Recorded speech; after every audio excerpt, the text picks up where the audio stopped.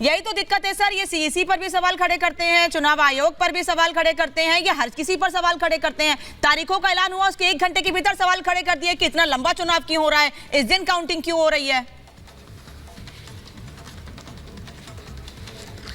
Madam, मैं सिर्फ इतना कहना चाहता हूँ कि इनके पास कुछ कहने के लिए है ही नहीं, कुछ बचा ही नहीं है। ना इनके पास विपक्ष है, ना इनकी कोई एकता है, ना इनके पास कोई एकजुट है। जहाँ इनका होता है वहाँ लड़ाई करनी शुरू कर देते हैं। ना इनका सीटों का बंटवारा है, ना इनके पास कोई नेता है, ना इनके पास कोई चेहरा है।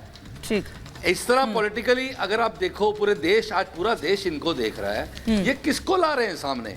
इनके पास तो कोई है ही नहीं। दूसरी तरफ बीजेपी है जो आगे बढ़ती चली जा रही है, वो आगे, और मैं बधाई दूंगा उनको। मैं तो कहूंगा उनको आगे चलते जाए। हाथी चलता है, कुत्ते भौंकते रहते हैं, उस पर कोई फर्क नहीं पड़ता है। इनको पहले कहिए अपना घर संभालें। रतेंद्र जी ऐसे शब्दों का इस्तेमाल नहीं, आदमी जो रतेंद्र जी नहीं, रतेंद्र जी सर ऐसे शब्दों का इस्तेमाल नहीं। आप राजनीतिक विश्लेषक हैं, आप राजनीतिक विश्लेषक हैं और बहुत पढ़ लिख कर पूरी नॉलेज के साथ अपनी बात रखते हैं। रिक्वेस्ट ये करते हैं, मैं तो एक फ्रेज बता रहा था कि मैं ये कह रहा था मैडम कि ये आदमी अभी खाली जो है, आप खाली ये देखिए कि एक आदमी जो करप्शन में, जिसको ईडी ने करप्शन के केस में, उनके ऊपर करप्शन का केस लगाया है, कोर्ट उनको जमानतें नहीं दे रही है, आप उनकी पैरवी करने सारे आ रहे हैं। यही नेता 4 दिन पहले उनको करप्ट कह रहे थे। ठीक है, कांग्रेस के नेता की एप्लीकेशन के ऊपर ही कार्रवाई शुरू की गई है। अजय माकन ने जोर जोर के चिल्ला के इनको चोर बोला है। आज वही अजय माकन इनके साथ खड़े हुए हैं। तो हमें तो समझ नहीं आती कौन सी ये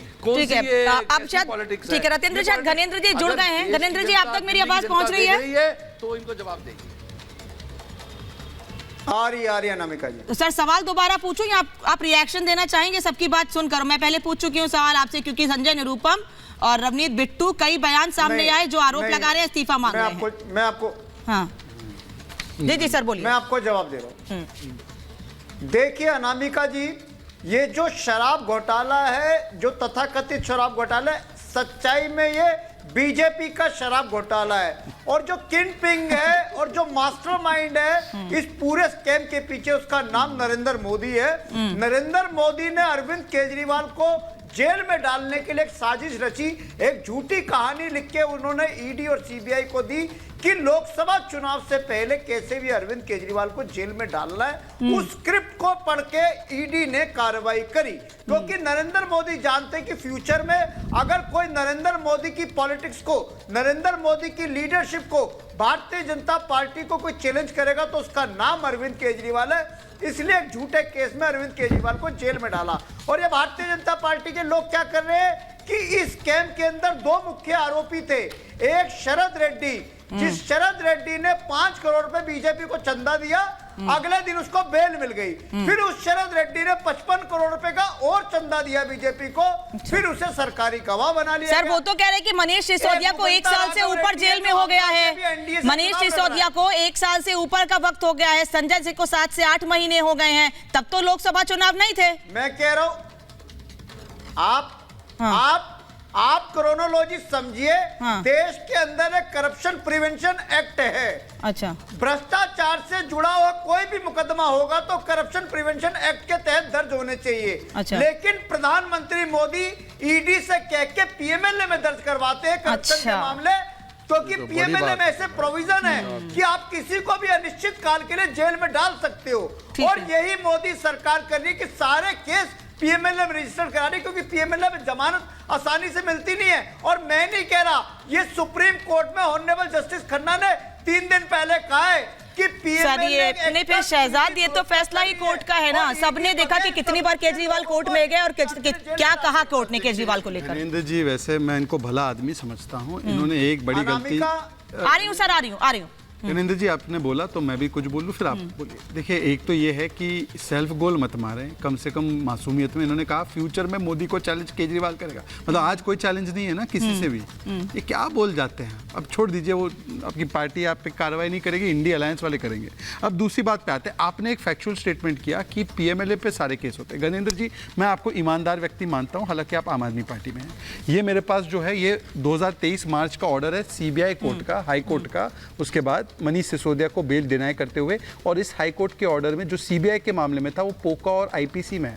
पीएमएलए में नहीं है, जिसमें बेल डिनाई है और 100 करोड़ का किकबैक है, ये कहा गया है। सुप्रीम कोर्ट की अभी आपने कोटेशन दी, सुप्रीम कोर्ट ने 338 करोड़ का मनी ट्रेल बताया है मनीष सिसोदिया को बेल डिनाई करते हुए, पर छोड़ देते आपने। और जो 2-3 आरोप लगाए, भाई मैं आपसे पूछना चाहता हूँ, आपने कहा मोदी जी स्क्रिप्ट लिखते हैं, केजरीवाल को फंसाना है, तो सुप्रीम कोर्ट, हाई कोर्ट और लोअर कोर्ट ये मोदी जी की स्क्रिप्ट पे चल रहे हैं, बता दीजिए फिर आप क्यों बोलते हैं कि सुप्रीम कोर्ट ने चंडीगढ़ में सही फैसला दिया। और आखिरी बात ये सुनिए, सरकार ऑक्सीजन का बंदोबस्त करेगी तब दिल्ली की अरविंद केजरीवाल आम आदमी पार्टी की सरकार शराब नीति बना रही थी, ये आपकी प्राथमिकता थी। यही बात हम कह रहे हैं, कांग्रेस के नेता सवाल खड़े कर रहे हैं। मैं पूछना चाहता हूं कौन सी कांग्रेस का भरोसा करे भाई साहब, ये रवनीत कांग्रेस, ये संजय निरुपम कांग्रेस, ये सुप्रिया कांग्रेस, या ये अब ये मुझे दिख रहे हैं वरुण पुरोहित कांग्रेस, कौन सी कांग्रेस को फॉलो करे जरा जवाब लेती हूँ। अनामिका जी आ रही हूँ, घरेंद्र जी आ रही हूँ। वरुण जी से रिएक्शन नहीं लिया, फिर मैं आपके पास ही आ रही हूँ, अभी तक उनके पास नहीं गई हूँ। आ रही हूँ घरेंद्र जी। वरुण जी, कांग्रेस क्या दो पार्ट हो गई है आम आदमी पार्टी को लेकर कि मुख्यमंत्री इस्तीफा दें नहीं दें, शराब घोटाले में हाथ है या नहीं है, या अलायंस का इंतजार कर रहा था, अलायंस हो गया है, सीटें बढ़ गई हैं, उसके बाद भी ऐसे बयान कि इस्तीफा देना चाहिए केजरीवाल को नैतिकता के आधार पर? वरुण जी देखिए अनामिका जी, नैतिकता आदर्श तो 10 साल में आपने देख लिया। चिन्मयानंद के बलात्कार केस वापस हो रहे हैं, अजीत पवार को भ्रष्टाचार का आरोप लगा के फाइनेंस मिनिस्टर बना रहे हो, पता नहीं इत्यादि इत्यादि इत्यादि। तो नैतिकता आदर्श तो खोजो ही मत आप किसी भी पार्टी में इस समय 10 साल के पीरियड के अंदर। अब रही बात अरविंद केजरीवाल की, अगर शराब घोटाला हुआ है तो अगर पब्लिक एक्सचेकर को कोई चूना लगाया गया है तो लॉ जो है अपना कानून अपना रास्ता देखेगा, उसमें प्रश्न चिन्ह क्या है। अभी मैं देख रहा था आज कभी प्रश्न चिन्ह लगा रहे साहब, सुनीता केजरीवाल क्यों बनेगी सीएम? कह रही इनकी पार्टी का अपना मामला है, आपके तो बेटे बेटियां कितने बना रखे हैं आपने, जब तो नहीं बोलते हो। इसलिए मैं कह रहा हूँ यूनिवर्सल बात होनी चाहिए। अगर अरविंद केजरीवाल पे आरोप है और कोर्ट का ऑर्डर है तो उनको जाना चाहिए, करना चाहिए। असली बात है प्रक्रिया की। आप मुझे बताइए मर्डर नहीं सर, मैंने पूछा वरुण जी, शायद आप मेरा सवाल नहीं सुन पाए। वरुण जी मैंने पूछा कि क्या बात कर रहा हूँ क्या आप सर, आप वकील हैं, मुझे पता आप कानूनी बात करेंगे, तो थोड़ी कानूनी सलाह आम आदमी पार्टी को भी दीजिए।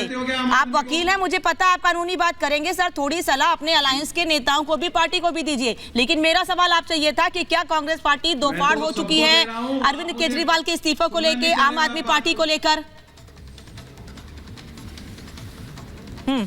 मैं सारी बातों पे आ रहा हूँ, मुझे 2 मिनट तो दे दो सुनने के। आपने सब कुछ दिया है, मैं कह रहा हूँ प्रक्रिया पे प्रश्न चिन्ह है। इतनी बार संबंध देता है कि आम आदमी कोई करप्शन में लिप्त होता है तो आप उसको जिला रहे हो, या तो सोती रहती ईडी। जब भी तो एक परसेप्शन आ गया कि केंद्रीय एजेंसियां जो हैं वो बर्बाद हो गई हैं, बॉन्ड परिवार के कारण से पूरे देश में एक परसेप्शन हो गया कि इनके इशारे चल रही।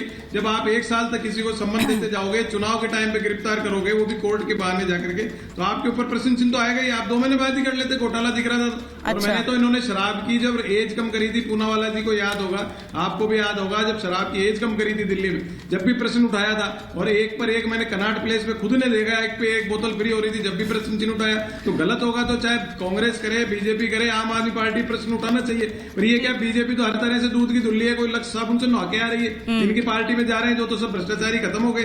तो यही तो गलत पर पब्लिक के अंदर ये तो शहजादी की वरुण जी जो बात कर रहे हैं, जितना मैं समझ पा रही हूँ, कह रहे हैं चुनाव प्रचार कर लेने देते, उसके बाद गिरफ्तार करते।